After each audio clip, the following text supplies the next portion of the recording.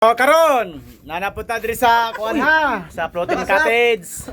Nya mag-floating cottage sa padme. Nya karon kay siyempre basta mga tourist driver, tourist guide, bisag asa gyud tabat to. So karon wala naman tayo lain mag-content, diri na punta. Ano itong boatman, captain? Okay pa sa alright? Oh. Nya padulong na mi dito ron.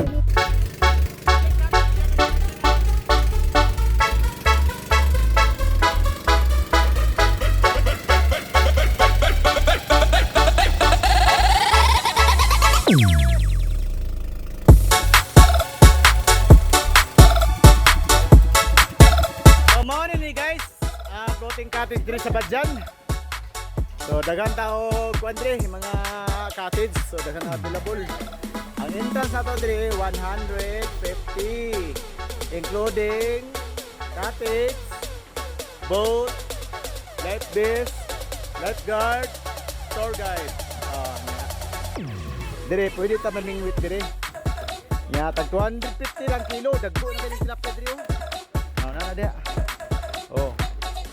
Mana siya? Ya diri dapita, mana siya jump siya. Jump, pwede mo mag-jump niya. Diri, hagtong mo diri.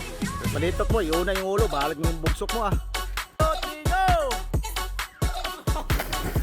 1, 2, 3, go! 3, go! Slide mo diri. Diri, oh. Tayo sa slide mo diri, oh.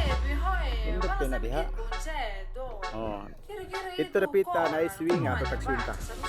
Mao ni swing. Oh, katong magpiri-piriwok po niya, kasi an kamot mo, kundo baba mo ni sa drip.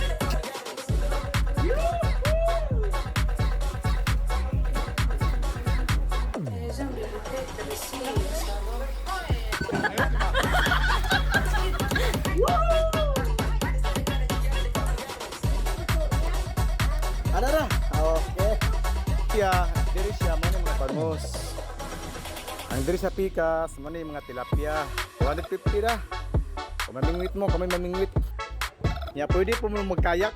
Mo na si kayak 100 ra per hour diri, 100. O nya mo ni ako mga bisita, diri sila. Hello guys. Bisita mo. Mo na mga bisita. What's your name?